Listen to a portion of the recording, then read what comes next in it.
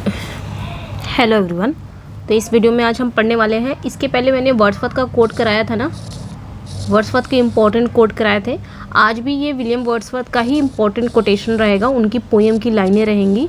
तो सब कुछ हम करने वाले हैं पोएम्स की, जो उनके इम्पोर्टेंट लाइनें हैं, क्योंकि लाइनें आपके वर्ड्सवर्थ हो गए या मिल्टन हो गए, दोनों से सिर्फ लाइनें ही पूछी जाती हैं। तो उनके लाइनों को हमको कवर करना है, क्वेश्चन के थ्रू कवर करना है, क्योंकि भाई क्वेश्चन ही आएंगे आपके एग्जाम में। ऐसा नहीं कि पूरी पोएम हम पढ़ेंगे तो दिमाग से निकल जाएगा। तो हम क्वेश्चन के थ्रू, मैंने कुछ ऐसा फॉर्मेट बनाया है जिससे आपको याद हो जाए अच्छे से। ठीक है, ठीक है, ठीक है। तो इस तरह मैंने बनाया है ताकि आपको लाइनें अच्छे से याद हो जाए। ऐसा नहीं कि पूरा पोएम की लाइन ले आई हूँ जिससे आपको कन्फ्यूज़न हो जाए। लाइन बाय लाइन हम क्वेश्चन के थ्रू उसको पढ़ेंगे। कैसा लगेगा अपना फीडबैक ज़रूर बताना लास्ट में, जब पढ़ लेना उसके बाद आप लोग बताइएगा ज़रूर लास्ट में। लेकिन उसके पहले ये पेड PDF है, ठीक है। जो कोई भी इंटरेस्टेड है, ये 7/9 में आपको मिलेगा एंड ये 1/8/9 में मिलेगा। ये 1 लाइनर है विद हिंदी एक्सप्लेनेशन के साथ है, ये आपको 1/9/9 में मिलेगा। ये भी आपका क्वेश्चन आंसर है और 4 राइटर के कवर किया गया है, कोटेशन वगैरह सब कुछ कवर है, इसमें भी कवर है। और ये आपके इतने टॉपिक को कवर कर रहा है 7/9 में। ये TGT PGT सभी के लिए इंपॉर्टेंट है, ये जो आपका लिटरेरी टर्म्स है। तो जो कोई भी इंटरेस्टेड है इस नंबर पर व्हाट्सअप कर सकते हो, ओके। इस नंबर पे व्हाट्सअप करके आप ये पेड PDF ले सकते हैं, ठीक है। एंड 2 PDF और है, ये PGT वालों के लिए है, जो आपको मिल जाएंगी 269 में, ठीक है। 269 में PGT 1, ये आपके 1 लाइनर है विद हिंदी एक्सप्लेनेशन के साथ है, 18 राइटर को कवर किया गया है। एंड ये जो है ये 249 में मिलेगा, ग्रामर का रूल, ओनली ग्रामर के रूल हैं इसमें, ठीक है। आपके वोकेबलरी नहीं है इसमें, सिर्फ ग्रामर के रूल है। तो जो कोई भी इंटरेस्टेड है इसी नंबर पे आप व्हाट्सअप कर सकते हो PDF के लिए। खैर, अब आते हैं हम क्वेश्चन पे, जो आपको बहुत मज़ा आने वाली है आज की क्लास में ना, सच में बहुत मज़ा आने वाला है। 3-4 बार नहीं बोलूँगी 3-4 बार, अभी तक आपने पढ़ते ही चले आए होंगे। 3-4 बार ये वीडियो देखिएगा, क्लियर हो जाएगी सारी लाइनें। और इसी तरह हम वर्ड्सवर्थ को कंप्लीट करने वाले हैं, लाइन बाय लाइन क्वेश्चन के थ्रू कंप्लीट करने वाले हैं, ठीक है। जिससे हमारे जो वर्ड्सवर्थ हैं उनके वर्क की जो लाइनें हैं वो कंप्लीट कवर हो जाए। 1 मिनट, ओके। चलिए, तो बताइएगा। फर्स्ट क्वेश्चन है, which poem contains the line. ये मैंने वहाँ से, मतलब जो पोएम है, जो वर्ड्सवर्थ की पोएम है, वहाँ से क्वेश्चन बनाया है।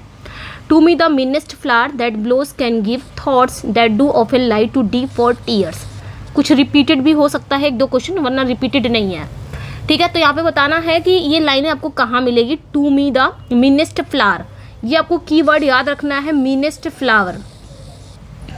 मीनेस्ट मतलब सबसे जो साधारण फूल, यहाँ पे बात हो रही है। तो ये कहाँ की लाइनें हैं। Tintern Abbey, ode intimation of immortality, solitary reaper या प्रिल्यूड, कहाँ की लाइनें हैं ये। तो मीनेस्ट मतलब साधारण फूल। इसमें जो पोएट्स हैं वो ये कह रहे हैं कि उन्हें सबसे साधारण फूल भी गहरे विचारों में डाल सकता है।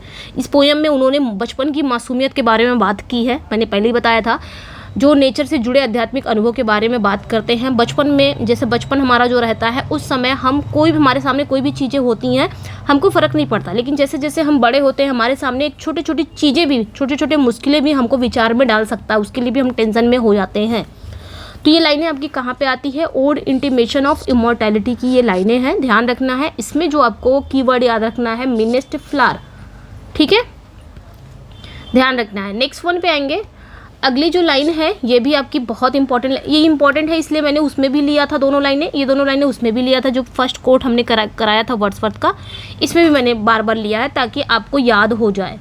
ये आया था लास्ट एग्जाम में। अब तो यहाँ पे बताना है कि किस पोएम की ये लाइनें हैं। Our birth is but a sleep and forgetting, मतलब इसमें भी जो पोएम है, जो पोएट्स हैं वो जन्म को केवल एक नींद और भुला देने की अवस्था है। बता रहे हैं कि जो हमारा जन्म है ना, वो केवल एक स्लीप है, एक नींद है। और जैसे नींद में हम सो जाते हैं, उसके बाद जब उठते हैं तो सारी चीज़ें भूल जाते हैं। तो उसी तरह है क्या, जो हमारा बर्थ है, हमारा जो जन्म है, वो एक नींद के समान है, जो भुला दिया जाता है, एक भुला देने की अवस्था है। The soul that rises with us our life star hath had elsewhere its setting. शुरुआत की लाइनें ज़्यादा इंपॉर्टेंट हो जाएंगी, ये ध्यान रखना है, ठीक है। तो ये लाइनें आपकी कहाँ पे आती हैं। Ode intimation of immortality, the world is too much with us, I wander lonely as a cloud, lines written in early spring. कहाँ की लाइनें हैं, तो इसमें भी पोएट्स जो हैं, जो हमारे वर्ड्सवर्थ हैं, वो कहते हैं जन्म केवल एक नींद है और भुला देने की अवस्था है, और जो हमारी आत्मा है, जो हमारा सोल है, जो हमारे साथ जन्म लेती है, वो पहले कहीं और अस्तित्व में थी। और ये लाइनें एक प्लेटोनिक विचार को दिखाता है, जिसमें कहा जाता है कि आत्मा का जो अस्तित्व है वो जन्म से पहले होता है। ठीक है, तो ये लाइनें भी आपकी ओड इंटीमेशन ऑफ इमॉर्टैलिटी की है। काउंट जरूर करिएगा कितना आपने स्कोर किया आज की क्लास का। मैं जानना चाहूँगी, वीडियो के अंत में कमेंट सेक्शन में ज़रूर अपना स्कोर शेयर करिएगा कि कितना आपने। इससे ये होगा ना कि वर्ड्सवर्थ, हमने शेक्सपियर को तो बहुत बार पढ़ा, शेक्सपियर के वर्क को पढ़ा, उनके कोटेशन को पढ़ा बहुत, लेकिन वर्ड्सवर्थ का कैसे पढ़ेंगे, वर्ड्सवर्थ या मिल्टन हो गए, उनकी लाइनों से, क्योंकि उनकी लाइनें ही इंपॉर्टेंट हैं, लाइनें ही पूछी जाती हैं उनकी। आएगा इक्का दुक्का क्वेश्चन, लेकिन लाइनों से ही आएगा। What is the source of the line, ये भी बताना है ये लाइनें कहाँ से ली गई हैं। Heaven lies about us in our infancy, keyword याद रखना है, इन्फेंसी या हेवन को ही याद कर लेना है। Shades of the prison house begin to close upon the growing boy, ये यहाँ से भी आप कीवर्ड याद रख सकते हो, ग्रोइंग बॉय। तो यहाँ पे बताना है ये किस पोएम की लाइनें हैं। Tintern Abbey, world is too much with us, ode intimation of immortality, the solitary reaper. इस क्लास में मज़ा आने वाला है, बहुत ही अच्छी क्लास है ये। तो यहाँ पे बताना है कि ये किस पोएम की लाइनें हैं। देखिए यहाँ पे जो वर्ड्सवर्थ हैं, जो पोएट्स हैं, उनका मानना है कि जब हम शिशु थे, यानी कि जब हम बचपन में थे, यहाँ पे उनका मानना है कि जब हम शिशु थे तब हम स्वर्ग के सबसे करीब होते हैं, यानी कि जो हमारा बचपन होता है ना, उस समय समझ लो कि हम स्वर्ग के करीब होते हैं। उस समय हमारे अंदर इतनी मासूमियत झलकती है कि हमारे अंदर ना छल होता है, ना कपट होती है, हम सच में एकदम स्वर्ग के बहुत करीब होते हैं, यानी कि हमसे कोई गलती नहीं होती है, कोई गुनाह नहीं होता है। लेकिन जैसे जैसे हम बड़े होते हैं, दुनिया की वास्तविकता में और जीवन की कठिनाइयों में हमें एक कैद खाने की तरह घेर लेता है। जैसे जैसे हम बड़े होते हैं, दुनिया की सारी परेशानियाँ या जो भी कठिनाइयाँ हैं, जो भी रियलिटी है, उससे क्या होते हैं, उसमें हम फंस जाते हैं, जिससे हम अपनी मासूमियत और दिव्यता से दूर हो जाते हैं, हम अपनी मासूमियत को खो देते हैं। इसमें ये लाइनें वो बोल रहे हैं। तो ये भी भाई किसमें ये सारी बातें वो करते हैं, ओड इंटीमेशन ऑफ इमॉर्टैलिटी की ही बातें करते हैं, ध्यान रखना है इसको। ठीक है, नेक्स्ट पे आएंगे। मेरा जब इंटेंशन सिर्फ लाइनें आपको याद कराना है, आप अर्थ समझो या मत समझो, लेकिन लाइनें ज़रूर आपने याद करनी है, और हम याद करेंगे इसी क्वेश्चन के थ्रू ही याद करेंगे, क्योंकि एज इट इज़ आपको क्वेश्चन ऐसे देखने को मिलने वाले हैं, जो लाइनें हैं एज इट इज़ मिलेंगी देखने को। तो इसलिए क्वेश्चन के थ्रू, अगर हम पूरी पोएम ही पढ़ लें तो सारा कुछ हौच पौच हो जाता है, पूरी पोएम हमको याद नहीं होती है। ठीक है, तो यहाँ पे बताना है identify the poem with the line, किस पोएम की लाइन है। O joy that in our embers is something that doth live that nature yet remembers. ठीक है, तो यहाँ पे बताना है ओ जॉय, ये कीवर्ड याद रख लेना, या फिर ये वाला याद रख लीजिएगा, एम्बर्स। एम्बर्स मतलब जो चिंगारियाँ होती हैं उन्हें कहा जाता है। तो ये बताना है कहाँ की लाइनें हैं। ऑप्शन में आपके इंटीमेशन ऑफ इमॉर्टैलिटी है, world is too much with us है, wander lonely as a cloud है, सॉलिटरी रीपर है। तो यहाँ पे भी जो हमारे वर्ड्सवर्थ हैं, जो हमारे पोएट्स हैं, वो यहाँ पे ये बताने की कोशिश कर रहे हैं कि भले ही बचपन की मासूमियत धीरे धीरे खत्म हो रही हो, फिर भी कुछ हमारे अंदर जो एम्बर्स हैं, यानी कि जो चिंगारियाँ हैं, जो अब भी हमारे अंदर जीवित है। मतलब बचपन की, भले ही जो हमारे बचपन की मासूमियत धीरे धीरे खत्म, लेकिन बचपन की कुछ चीज़ें जो अभी तक हम बड़े भी हो जाते हैं तब भी वो हमारे अंदर ही रहती है। तो नेचर हमें ये याद दिलाती रहती है कि हमने एक बार वह स्वर्गीय आनंद महसूस किया था। मतलब यहाँ पे कहने का मतलब ये है कि हम सभी एक बार बचपन में तो ज़रूर रहते हैं, बड़े होते हैं। जब बड़े होते हैं तो हम बचपन को याद करते हैं कि कितना अच्छा दिन था, वो बचपन ही सबसे अच्छा दिन था। ठीक है, उसके बाद हम ओल्ड अवस्था में आ जाते हैं तो फिर कहते हैं जवानी सबसे अच्छी चीज़ थी। तो ये सारी चीज़ें इसमें दिखाई गई हैं। मतलब बचपन को ज़्यादातर इसमें वर्ड्सवर्थ ने बताया है, उनके बारे में डिस्क्राइब किया है बचपन के बारे में। तो ये भी ओड इंटीमेशन ऑफ इमॉर्टैलिटी की ही लाइनें हैं, ध्यान रखना है। ठीक है, 3 हो गया ना, ओड इंटीमेशन ऑफ इमॉर्टैलिटी। अभी हमने टिंटन एबे नहीं लिया है, क्योंकि टिंटन एबे ओड इंटीमेशन मुझे यहाँ पे अलग अलग कराना था, इस वजह से इसमें मैंने सिर्फ ओड इंटीमेशन ऑफ इमॉर्टैलिटी लिया, टिंटन एबे नहीं लिया। टिंटन एबे हम लास्ट में करने वाले हैं। अगली जो लाइन है, getting and spending we lay waste our powers little we see in nature that is ours comes from which poem, किस पोएम की लाइनें हैं। Lines written in early spring, ode intimation of immortality, the world is too much with us, I wander lonely as a cloud. Last में ज़रूर बताना score, बार बार कह रही हूँ स्कोर ज़रूर शेयर करना। 37 क्वेश्चन है इसमें, और आपने मुझे देखना है कि कितना आपने लाइनें, देखते हैं कि वर्ड्सवर्थ की लाइनें कितना कवर हैं आपके वर्ड्सवर्थ के वर्क। ठीक है, तो यहाँ पे बताना है ये कहाँ की लाइन है। गेटिंग एंड स्पेंडिंग, यहीं से समझ में आ गया होगा, यही कीवर्ड है। खर्च करना मतलब पाना और खर्च करना, कमाना और खर्च करना, कुछ इस तरह। तो ये the world is too much with us की लाइन है। इसमें जो पोएट्स हैं वो शिकायत कर रहे हैं, कंप्लेन कर रहे हैं कि आधुनिक समाज केवल क्या हो गया, धन कमाने और खर्च करने में ही बिजी है। जो हमारा समाज है, आज के समाज अगर देखा जाए तो धन कमाना और खर्च करने में ही बिजी है। और इस प्रोसेस में हमने अपने नेचर की ब्यूटी और आध्यात्मिकता को क्या किया है, खो दिया है। नेचर की ब्यूटी को खो दिया। आज किसी के पास टाइम है नेचर को देखने की, नेचर में बैठने की? नहीं। तो वही चीज़ यहाँ पे वर्ड्सवर्थ कह रहे हैं कि हमें नेचर के सौंदर्य को देखने और उसकी सराहना करने का समय नहीं मिलता। हम इतना बिजी हो गए हैं आजकल, हम नेचर को नहीं देख रहे हैं। सिर्फ किस में बिजी हैं? कमाने में और खर्च करने में, मटेरियलिस्टिक जीवन जीने में बिजी हैं। ये कर लिया, वो कर लिया, ये बना लिया, वो बना लिया, लेकिन नेचर की तरफ हमारे पास देखने का समय नहीं है।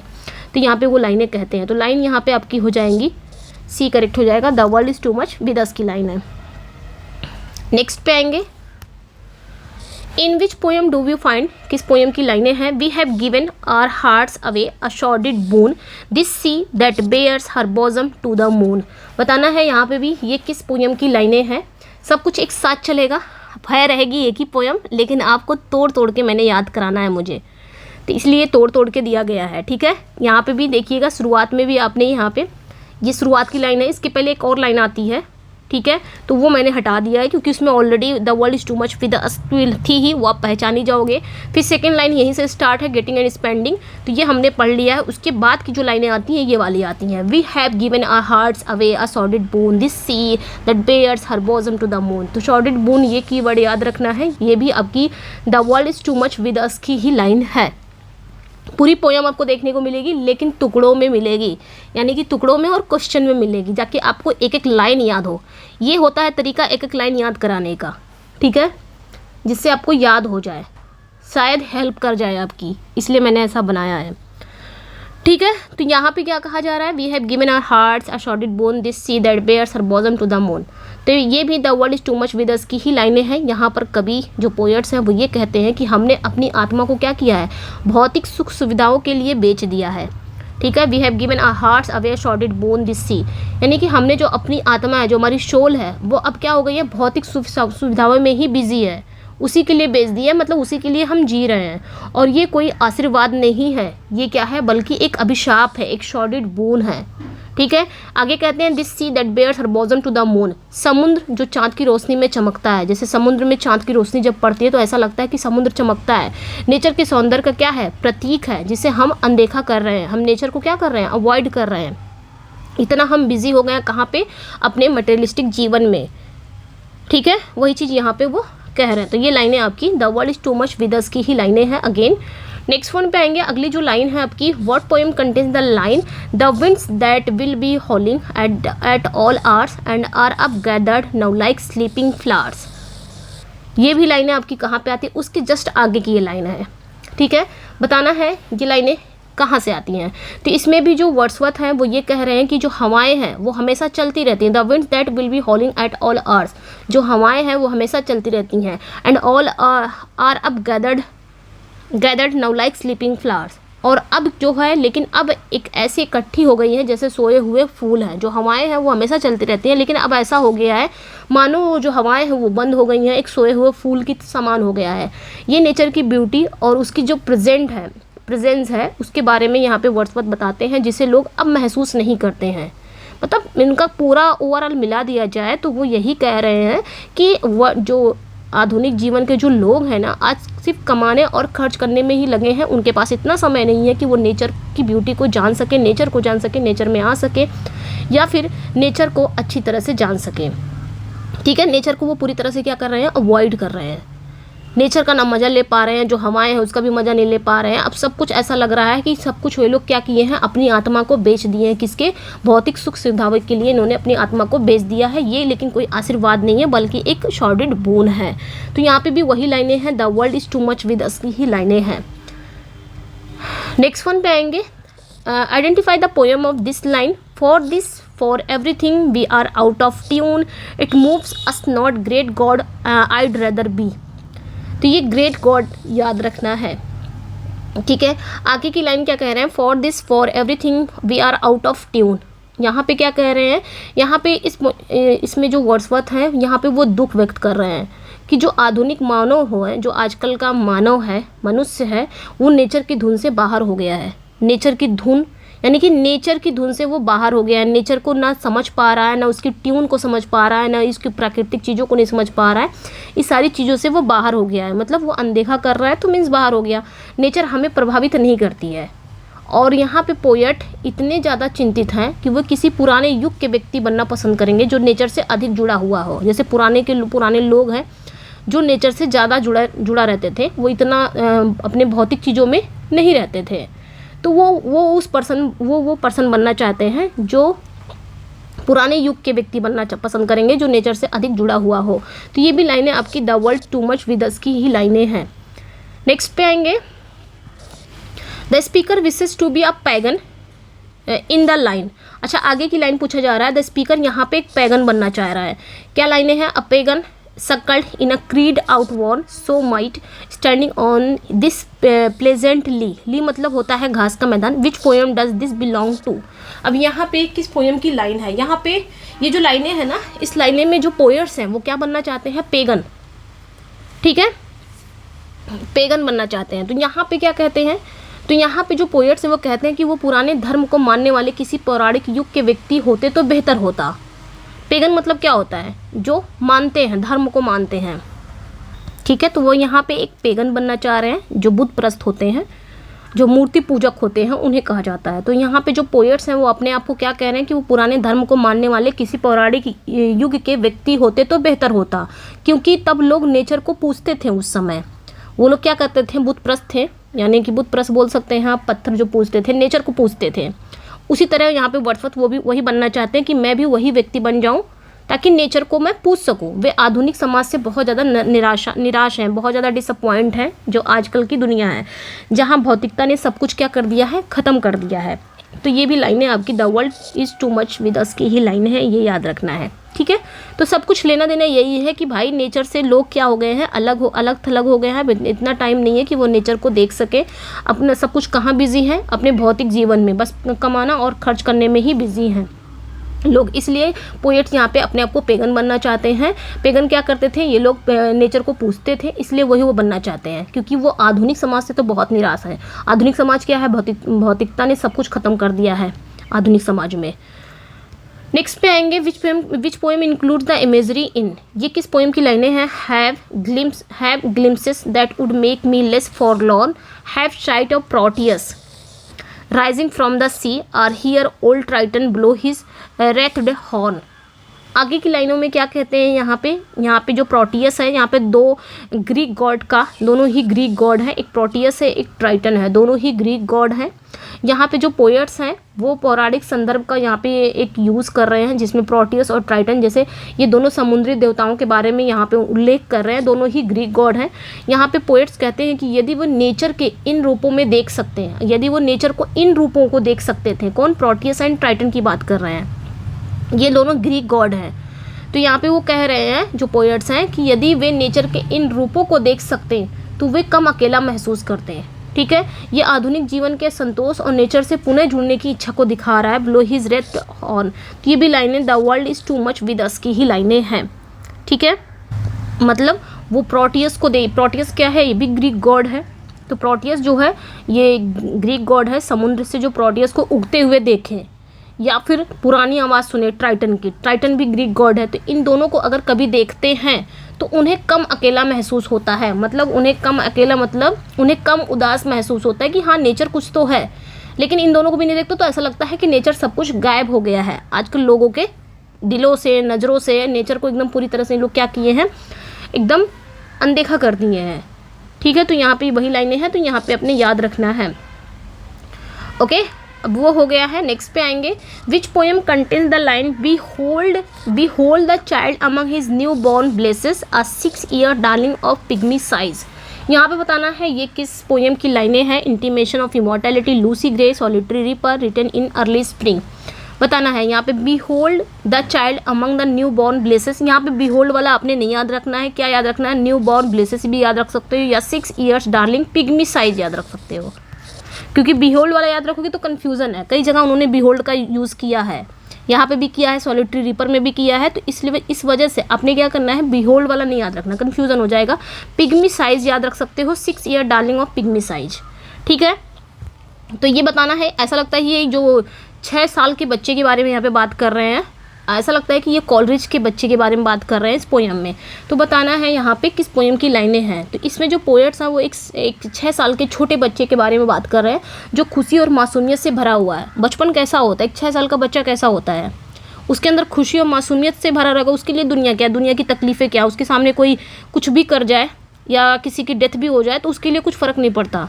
6 साल के बच्चे को क्या फ़र्क पड़ेगा, वो अपने ही दुनिया में रहेगा, खुशी और मासूमियत से भरा हुआ है, वो अपनी ही दुनिया में रहेगा। उसके लिए कोई भी परेशानियाँ, कोई भी मुश्किल उसके दिल दिमाग में कुछ नहीं है, वो अपनी दुनिया में मस्त है।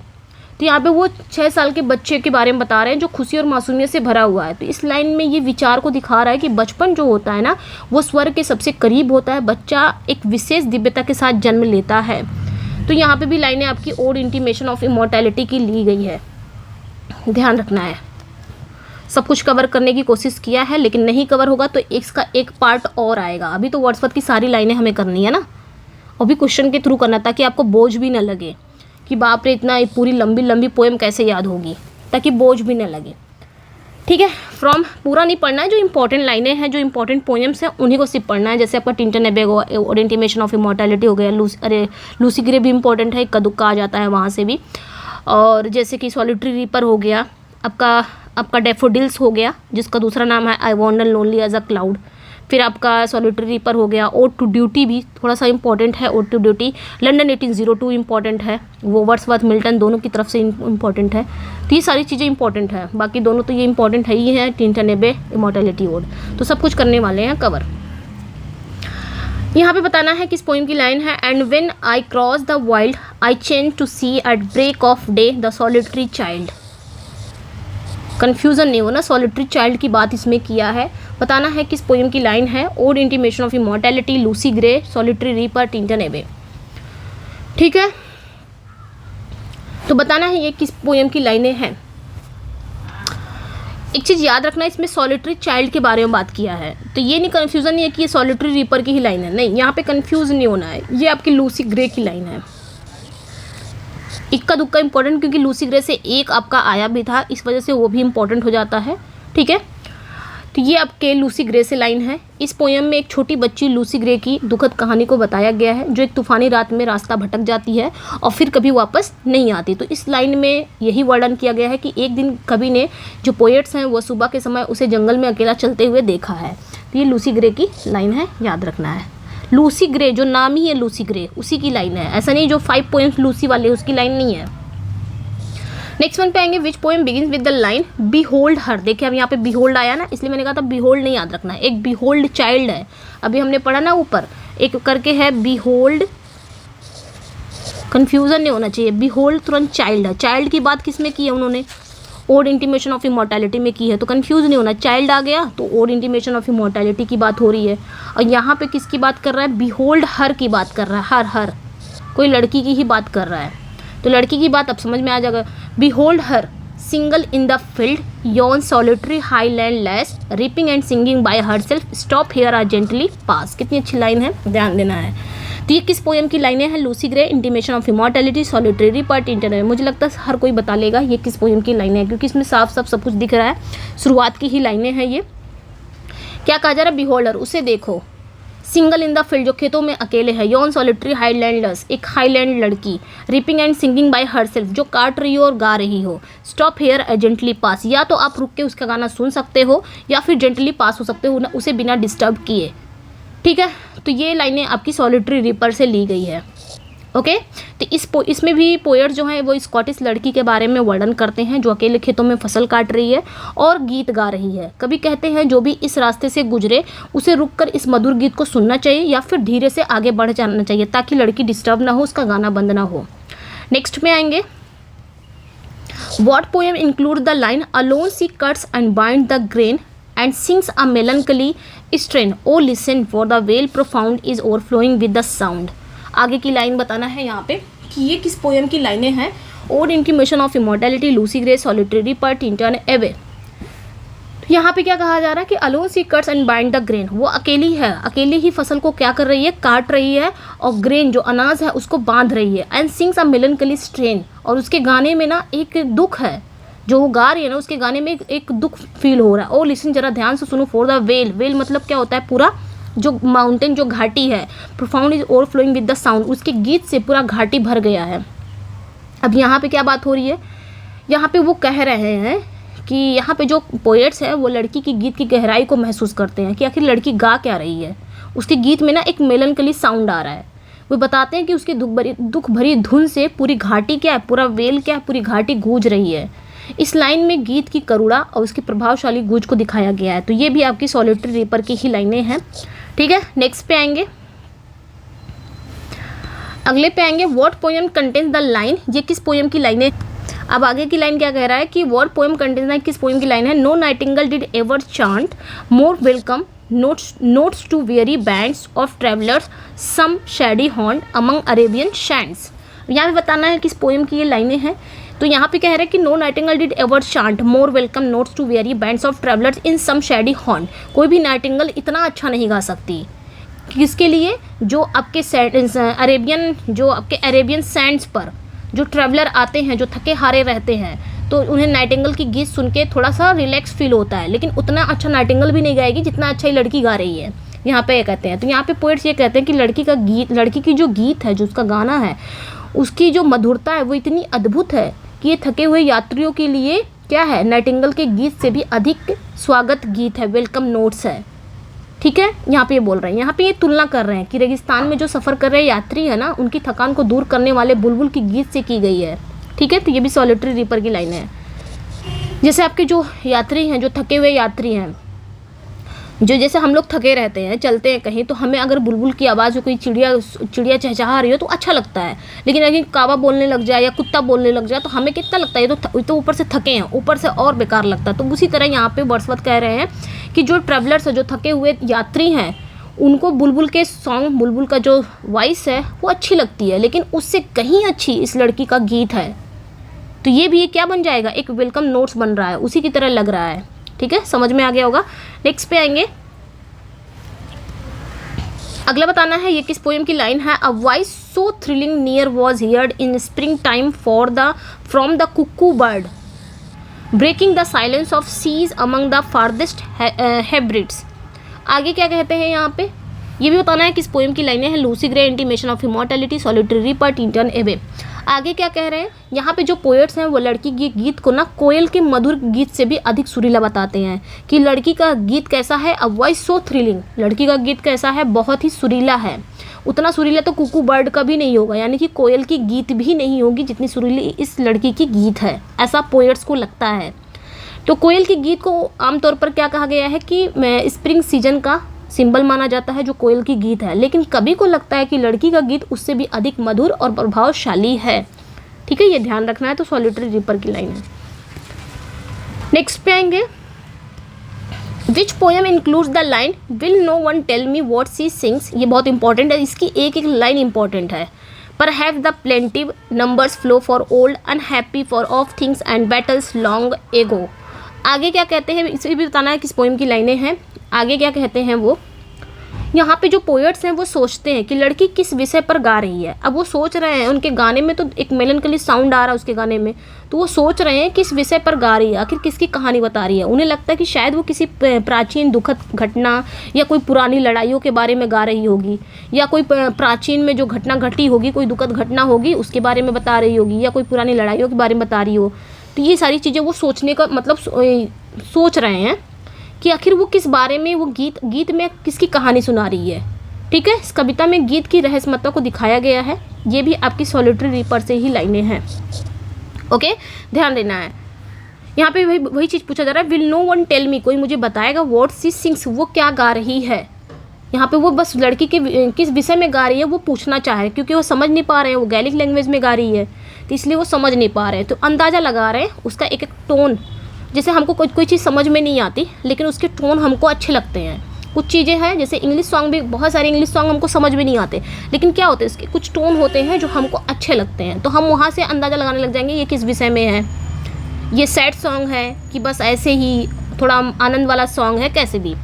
तो उसी तरह यहाँ पे ये भी समझ तो नहीं पा रहे हैं, लेकिन बस अंदाज़ा लगा रहे हैं ये किस विषय में गा रही है। शायद उन्हें लग रहा है कि शायद वो किसी प्राचीन दुखद घटना के बारे में बता रही होगी अपने गाने में, या कि कोई पुरानी लड़ाइयाँ हैं उनके बारे में बता रही होगी, कुछ इस तरह। नेक्स्ट पे आएंगे। अगला जो है which poem explore the line, ये भी किस पोएम की लाइन है। Or is it some more humble lay familiar matters of today some natural sorrow loss or pain that has been and may be again.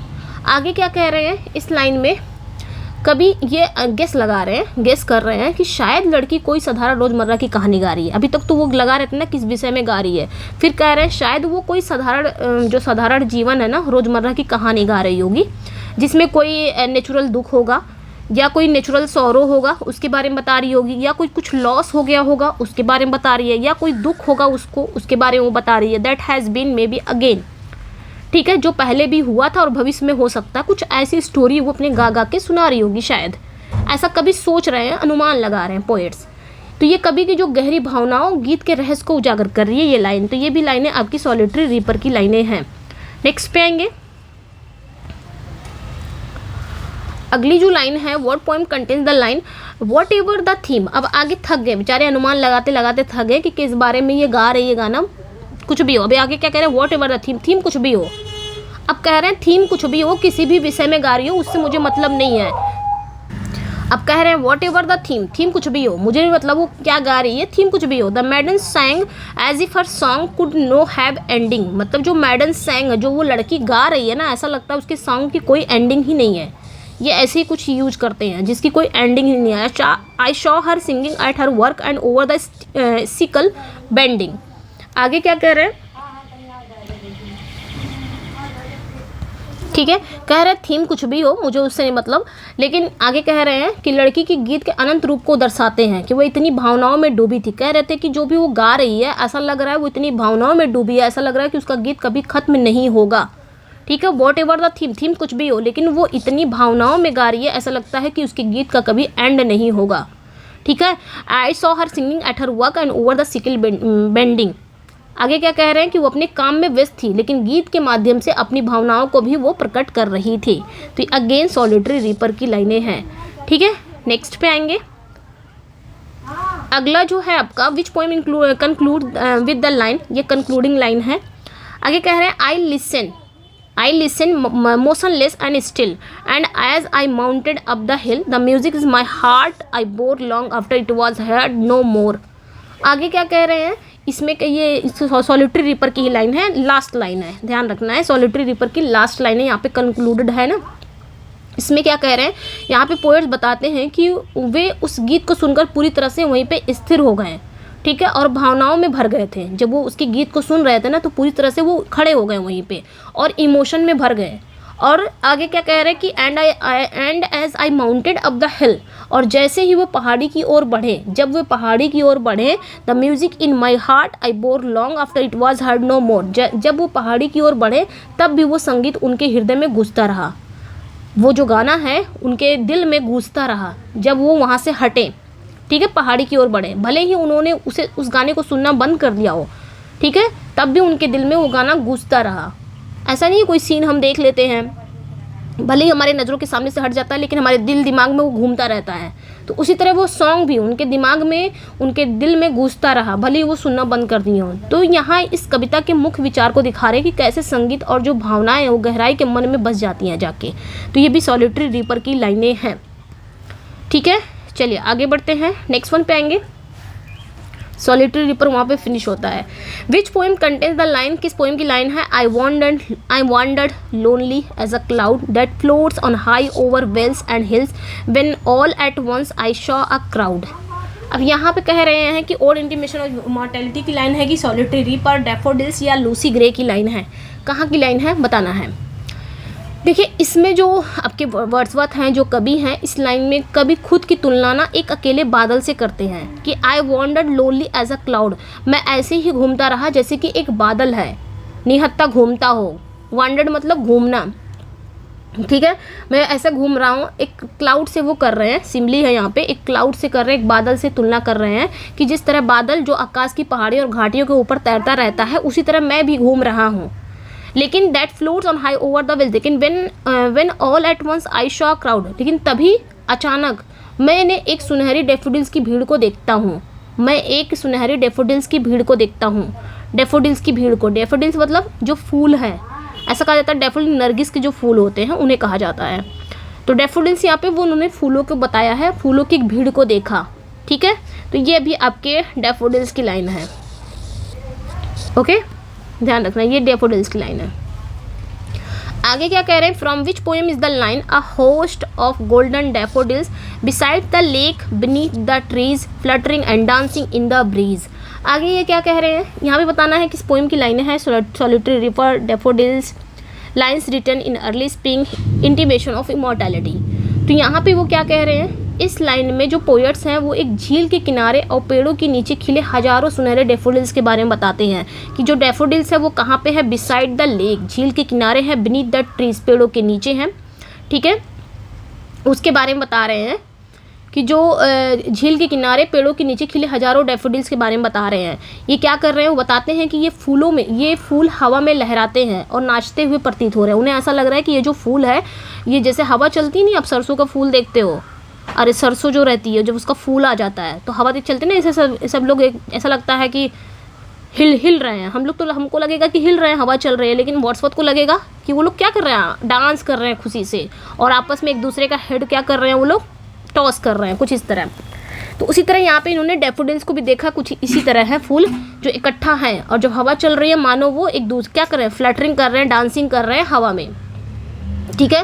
तो ये बताते हैं कि ये फूल हवा में लहराते हैं और नाचते हुए, मुझे ऐसा लग रहा है कि ये फूल हवा में लहरा रहे हैं और नाच रहे हैं। इस सीन ने वर्ड्सवर्थ के मन को, यानी कि जो पोएट्स हैं उनके मन को खुशी से और प्रेरणा से भर दिया, ठीक है। तो यहाँ पे भी लाइनें आपकी डैफोडिल्स की है। नेक्स्ट पे आएंगे, ये भी बताना है कि इस पोएम की लाइन है, continuous as the star the shine and twinkle on the milky way they stretch in never ending line, ठीक है। आगे क्या कहा जा रहा है, इस लाइन में भी जो पोएट्स हैं वो डैफोडिल्स को असंग समूह की तुलना आकाश गंगा के चमकते हुए तारों से करते हैं, कि जो डैफोडिल्स का जो फूल है वो फैले हुए हैं, जो कभी खत्म ना होने वाले हैं। जिस तरह आकाश गंगा में जो तारे हैं वो कभी ख़त्म नहीं होते, वो असंख्य तारे हैं, कभी ख़त्म नहीं होते। उसी तरह ये डैफोडिल्स का जो फूल है ना, ये कहाँ तक फैले हुए हैं, मुझे लगता है नेवर एंडिंग लाइन, ये कभी ख़त्म नहीं होंगे। तो वहाँ ये कहते हैं कि ये फूल एक अंतहीन लाइनों में फैले हुए हैं, जैसे तारों की माला है जो अनगिनत दूरी तक फैली होती है। तो यहाँ पर इन्होंने किसके यूज़ किया है, सिमली का यूज़ किया है, ठीक है, यहाँ पे एज द स्टार्स, ओके, ध्यान रखना है। तो ये भी आपके डैफोडिल्स की ही लाइनें हैं। नेक्स्ट पे आएंगे, What poem featured the line along the margin of bay 10,000 saw at a glance tossing their heads in sprightly dance।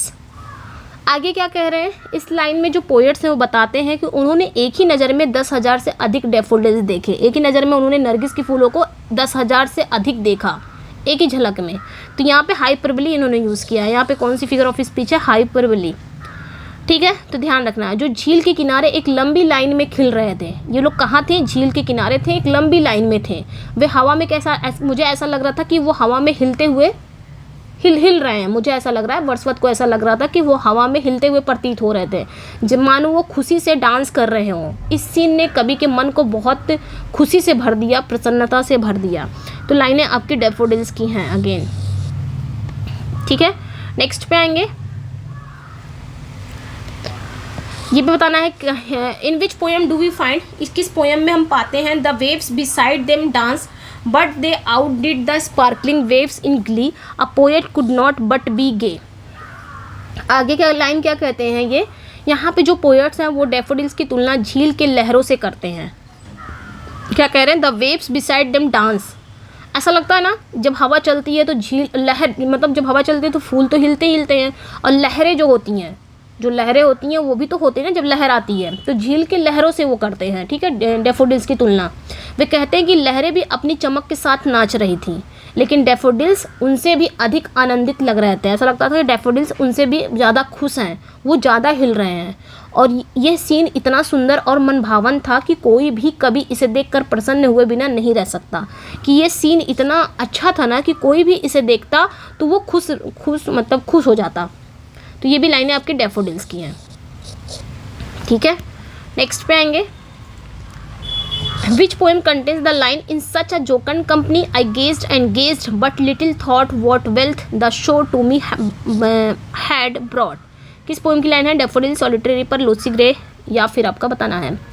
तो यहाँ पे भी देखिए क्या कहते हैं, इस लाइन में जो पोएट हैं वो स्वीकार करते हैं, एडमिट कर रहे हैं कि जब उन डैफोडिल्स को वो देख रहे थे तो उन्हें ये नहीं समझ पाए कि ये सीन उनके लिए कितनी अमूल्य संपत्ति लेकर आया है।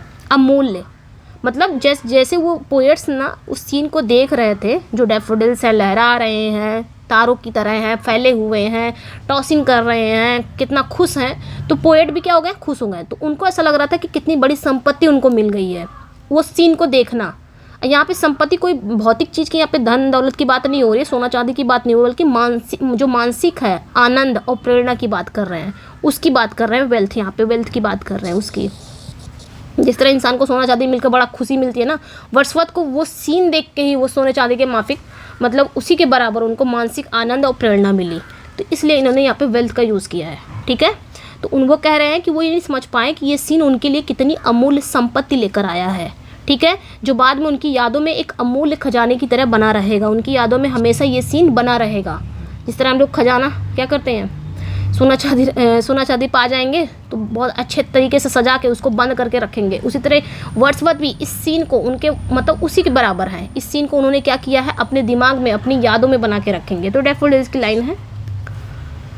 नेक्स्ट पे आएंगे, what is describe in the line for oft when my couch I lie in vacant or pensive mood they flash upon the inward eye. बहुत इंपॉर्टेंट लाइन है ये भी। आगे की लाइन में क्या कहते हैं, ये लाइन बहुत ही फेमस लाइन है और इसमें पोएट्स बताते हैं कि जब वो अकेले होते हैं या किसी गहरी सोच या खाली मन से लेटे होते हैं तो डैफोडिल्स का वह सीन उनकी यादों में आ जाता है। यहाँ पे इनवर्ड आई उन्होंने यूज़ किया है। इनवर्ड आई मतलब जो आंतरिक मन है उनका, मानसिक छवि है जो हमें बीते हुए सुखद पलों को पुनः अनुभव करने की शक्ति देता है। यानी कि हमारे साथ जो बीता हुआ पल है वो हम अपने मन में बसा लेते हैं। फिर ऐसा कोई खाली या पेंसिव मूड होता है तो वहाँ पे हम सोचते हैं तो हमको एक हंसी आती है, एक स्माइल आती है, एक सुकून आ जाता है। उसी तरह वर्ड्सवर्थ को भी वो डैफोडिल्स का सीन उन्होंने अपने मन में बसा लिया और जब वो गहरी सोच या खाली मन से लेटे हुए हैं तो वो सीन को वो याद कर लेते हैं जो उनको एक सुकून देता है। तो डैफोडिल्स की लाइनें हैं। नेक्स्ट पे आएंगे, अगला जो है यहाँ पे बताना है which is the bliss of solitude and then my heart with pleasure फिल्स।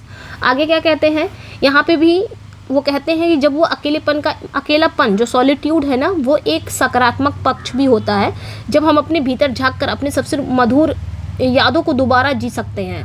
कभी कहते हैं जब उन्हें डैफोडिल्स की वो छवि याद आती है तो उनका हृदय खुशी से भर जाता है। यानी कि which is the bliss of solitude and then my heart with pleasure fills. जब वो अकेले होते हैं, अपने अंदर झांकते हैं तो उन्हें वो मधुर यादें दोबारा से जी सकते हैं और वो डैफोडिल्स की वो छवि को जब याद करते हैं तो उनका हृदय भी क्या होता है, खुशी से भर जाता है। ठीक है, तो यहाँ पे भी आपके डैफोडिल्स की लाइन है। Okay,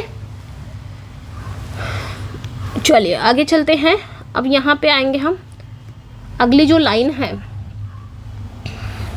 Which poem begins with the line Milton, thou shouldst be living at this hour, England hath need of thee। ये किस पोएम की लाइन है बताना है। Ode intimation of immortality, London 1802, या सॉलिटरी रीपर, या डैफोडिल्स। यहाँ पे आप टू मिल्टन भी लगा लीजिए। ये जो पोएम है ना, जो लंदन 1802 मिल्टन, ये दोनों तरफ से इंपॉर्टेंट है, चाहे आपके वर्ड्सवर्थ हो या मिल्टन, और दोनों ही आपके उसमें है, टीजीटी में है।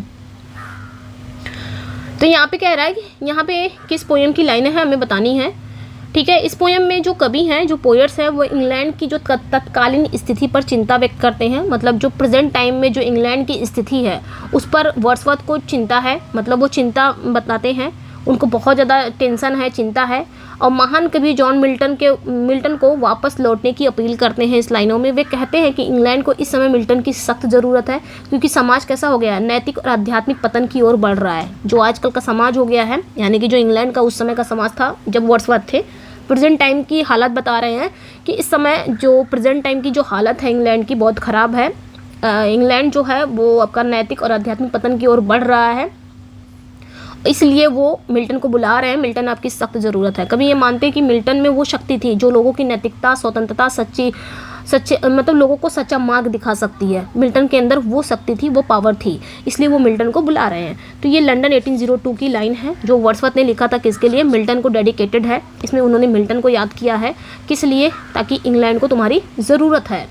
आगे की लाइन क्या कह रहे हैं? From which poem is the line, किस पोएम की लाइन है? She is a fen of stagnant water, altar, sword and pen, fireside, the heroic wealth of hall and bower. तो सी यहाँ पे उन्होंने किसको कहा है? इंग्लैंड को कहा है। सी यहाँ पे किसको कहा है? उन्होंने इंग्लैंड को। इंग्लैंड क्या हो गया है? फेन ऑफ स्टैगनेंट वाटर। इंग्लैंड कैसा हो गया है? फेन मतलब दलदल, ठीक है, दलदल। Of stagnant water, stagnant water मतलब जो रुका हुआ पानी होता है। रुका हुआ पानी कैसा होता है? अगर कोई पानी बह रहा तब तो ठीक है, उसमें फ्रेश हो जाएगा वो पानी, लेकिन अगर कोई पानी रुक गया तो वो पानी कैसा होता है? वो पानी, उसमें मच्छर आ जाएंगे, बहुत सारे कीड़े मकोड़े आ जाएंगे, गंदगी हो जाएगी। तो कुछ इस तरह इंग्लैंड भी आजकल क्या हो गया? हर चीज़ में रुक सा गया है, एक स्टैगनेंट वाटर की तरह हो गया है, एक दलदल में फंस गया है, जहाँ कुछ भी फ्रेश हमें देखने को मिलता नहीं है इंग्लैंड में, ठीक है। यहाँ पे वो ये बात कह रहे हैं। तो यहाँ पे वो यही कह रहे हैं कि जो ऑल्टर है, ऑल्टर मतलब धर्म, जो रिलीजन है, शोड यहाँ पे सैन्य शक्ति की बात हो रही है, और पेन यहाँ पे लिटरेचर की बात हो रही है, कि इन सभी का उल्लेख उस समय जब मिल्टन थे तो इंग्लैंड ये सारी चीज़ें जो ऑल्टर हैं यानी कि धर्म है, शोड यानी कि जो सैन्य शक्ति हैं, पेन यानी कि जो लिटरेचर है, इन सभी ये सब चीज़ें ना जब मिल्टन थे उसमें इंग्लैंड का गौरवशाली विरासत के रूप में किया गया था इन सभी चीज़ों को। लेकिन अब जो अब पुराने आदर्शों को खो चुका है, सारी चीज़ों में क्या हो गया? घोटाला हो गया है। चाहे आपका धर्म देख लो या फिर शोड जो सैन्य शक्ति है वो भी घोटाले में आ गया है। जो पेन है यानी कि लिटरेचर है उसमें भी बहुत सारी चीज़ें घोटाले में आ गई हैं। अब वो चीज़ें, अब वो बात नहीं रह गई जो कभी ये गौरवशाली हुआ करता था इंग्लैंड का, ये गौरवशाली विरासत के रूप में किया गया था इन सभी को। लेकिन अब इसमें ये सारी चीज़ें बातें नहीं रह गई, जो अब अपने पुराने आदर्शों को ये सारी चीज़ें क्या हो गया? खो चुका है।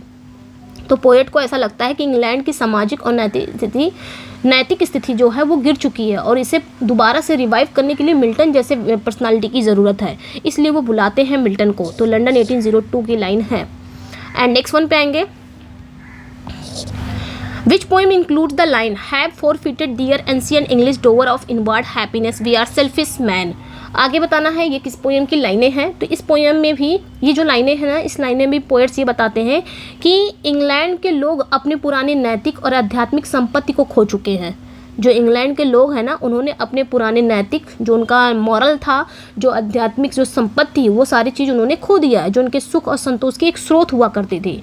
वो ये मानते हैं कि लोग अब क्या बन चुके हैं? स्वार्थी। We are selfish man. अब हम स्वार्थी बन चुके हैं, मतलब जो लोग हैं वो स्वार्थी बन चुके हैं, और जो केवल अपने बारे में ही सोचते हैं, अपने हितों के, मतलब उन्होंने क्या किया है? अपने हितों को प्राथमिकता दिया है। यानी कि अब हम क्या हो गए हैं? स्वार्थी हो गए हैं और अपने बारे में ही सोचते हैं। तो इस कविता में उस युग के, उस एज के सामाजिक और नैतिक पतन को दिखा रहा है, जिसमें जो पोएट्स को मिल्टन की अनुपस्थिति बहुत खलती है। मतलब मिल्टन को बहुत याद कर रहे हैं कि आज मिल्टन होते तो शायद इस तरह इंग्लैंड नहीं होता। ठीक है, तो ये सारी चीज़ें देखकर पोएट्स को, वर्ड्सवर्थ को बहुत तकलीफ़ हो रही है, इसलिए वो मिल्टन को बार बार याद कर रहे हैं कि आज कल जो लोग हैं वो सेल्फिश हो गए हैं, सिर्फ अपने बारे में सोचते हैं।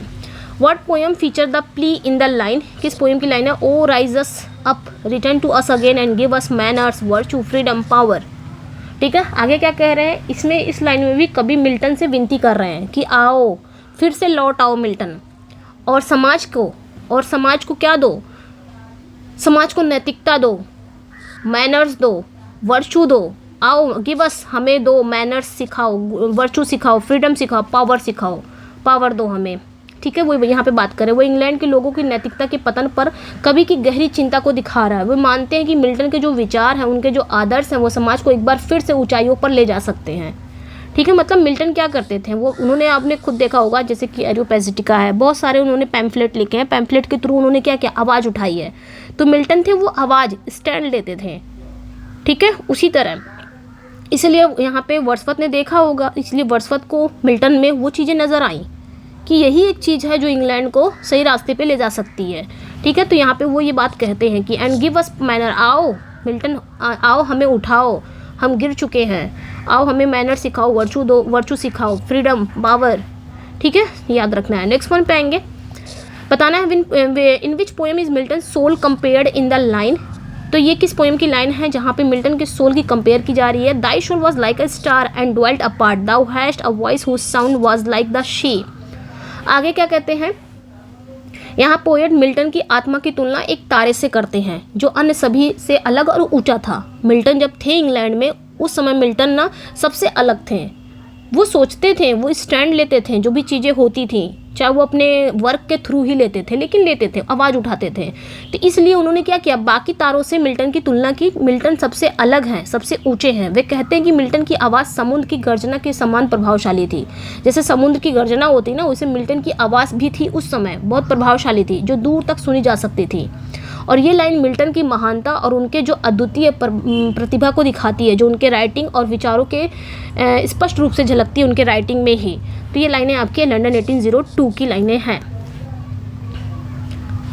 नेक्स्ट पे आएंगे, in which poem include the description pure as naked heavens majestic free so didst thou travel on life's common way. इसमें बताना है कि इस पोएम की लाइनें हैं। तो इस लाइन में भी जो पोएट्स हैं वो मिल्टन के चरित्र की पवित्रता और भव्यता का वर्णन करते हैं, उनके चरित्र के बारे में बताते हैं, उनकी भव्यता के बारे में बताते हैं। ठीक है, वो कहते हैं कि मिल्टन का जो जीवन है वो आकाश की तरह स्वच्छ था, महान था, स्वतंत्र था। उन्होंने अपने जीवन को कैसे जिया, सामान्य तरीक़ों से जिया, लेकिन उनके जो कार्य थे वो असाधारण नहीं थे। ठीक है, मतलब वो उनके जो वर्क थे वो असाधारण थे। ठीक है, यहाँ पे वो ये बात कहते हैं कि जो मिल्टन है वो अपने जीवन को एकदम आकाश की तरह, उनके एकदम मतलब क्लैरिटी है, ऐसा दिखता है कि वो एकदम अच्छे व्यक्ति थे। ठीक है, महान थे, स्वतंत्र थे, उन्होंने अपने जीवन को एकदम समान तरीके से जिया, लेकिन उनके जो वर्क थे वो असाधारण थे, साधारण नहीं थे। ठीक है, इस प्रकार मिल्टन का भी जो पोएट्स हैं वो मिल्टन की तुलना एक दिव्य और नैतिक रूप से उच्च आत्मा से करते हैं। मतलब बहुत अच्छे व्यक्ति थे, अच्छी पर्सनालिटी थी, इसलिए वो मिल्टन को बार बार याद कर रहे हैं। आओ, तुम्हारी ज़रूरत है इंग्लैंड को, अब तुम्हारे जैसे व्यक्ति की ज़रूरत है, तब जाके इंग्लैंड अपनी सही जगह पे आएगा। What is the source of the line, in cheerful godliness and at thy heart I love the loveliest duties on herself did lay. यहाँ पे बताना है कि इस पोएम की लाइनें हैं। यहाँ पे वो बताते हैं कि मिल्टन की धार्मिकता और सादगी परिपूर्ण व्यक्ति थे। मिल्टन जो थे, चाहे वो धर्म में हो गया चाहे सादगी, वो हर चीज़ में एक परिपूर्ण व्यक्ति थे। धर्म को भी माना उन्होंने, बहुत दिल से माना। वो अपने कर्तव्यों को पूरी निष्ठा से निभाते थे और अपनी जिम्मेदारियों को हल्के में नहीं लेते थे, जो मिल्टन थे। ये मिल्टन का विनम्र स्वभाव और उनकी नैतिक महानता को दिखाता, जो आज के समय में क्या हो गया, हमें देखने को नहीं मिलता। आज के समय में इंग्लैंड में ये सारी चीज़ें नहीं देखने मिलती, ऐसा कोई व्यक्ति नहीं है वर्ड्सवर्थ को, इसलिए उनकी नीड है, उनकी कमी उनको खल रही है। तो ये भी आपकी लंदन 1802 की लाइनें हैं। ठीक है, अब बस 2 क्वेश्चन और रह गए हैं, जल्दी से कर लेते हैं। ज़्यादा नहीं लिया था मैंने, इसमें 3-4 पोएम को ले लिया था, कवर कर लिया था। जैसे लंदन 1802 हो गया आपका, और the world is too much with अस हो गया, ये हो गया, और सॉलिटरी रिपर 3 को कवर किया था। और आपका जो है ओड इंटीमेशन ऑफ इमॉर्टलिटी, कुछ उसकी लाइनें ली गई थी जो इंपॉर्टेंट थी, वहाँ से मैंने लिया था। ठीक है, बस which poem begins with the line stern daughter of the voice of God, ये सभी को पता होगा किस पोएम की ये लाइनें हैं। Stern daughter of voice of God शुरुआत की लाइन है, स्टार्टिंग लाइन है। तो ये ओड टू ड्यूटी से ली गई है। इस पोएम में जो ड्यूटी है ना, यानी कि कर्तव्य को ईश्वर के कठोर संतान कहा गया है। जो ड्यूटी को ईश्वर का कठोर संतान कहा गया है, जो मनुष्य को सही रास्ते पर चलने के लिए प्रेरित करती है, जो ड्यूटी है। और वो कठोर संतान है जो इंसान को क्या करता है, सही रास्ते पर चलने के लिए प्रेरित करता है। पोएट इसे एक नैतिक शक्ति के रूप में देखते हैं, जो जीवन में डिसिप्लिन और जो बैलेंस है बनाए रखती है। अगर हम ड्यूटी को समझते हैं तो वर्ड्सवर्थ ये मानते हैं कि मनुष्य को केवल आनंद और भावनाओं के आधार पर जीवन नहीं जीना चाहिए, कि हमें जहाँ आनंद मिल रहा है, इमोशन मिल रहा है, उसी के आधार पर जीवन नहीं जीना, बल्कि उन्हें कर्तव्य के प्रति भी जागरूक रहना चाहिए, ड्यूटी। तो ओड टू ड्यूटी की लाइन है। अगली जो लाइन है लास्ट है ये आपका, okay, from which poem is the line O duty if that name thou love who art a light to guide a rod to check the erring and reprove. तो यहाँ पे ओ ड्यूटी की 2 बात कर ही दिया, आप लोगों को समझ में आ ही जाएगा अगर आ गया तो ये समझ में आ जाएगा किसकी लाइनें हैं। तो ये भी ओ टू ड्यूटी की लाइनें हैं। तो इसमें भी उन्होंने कर्तव्य को एक प्रकाश के रूप में, एक लाइट की तरह उन्होंने एड्रेस किया है, क्योंकि जो कर्तव्य है वो एक लाइट की तरह है, जो इंसान को क्या करता है, सही रास्ता दिखाता है। जैसे लाइट, अंधेरे में लाइट जो होगी वो हमें रास्ता दिखाएगी, उसी तरह ड्यूटी भी है, इंसान को क्या करती है, एक सही रास्ता दिखाती है, कर्तव्य।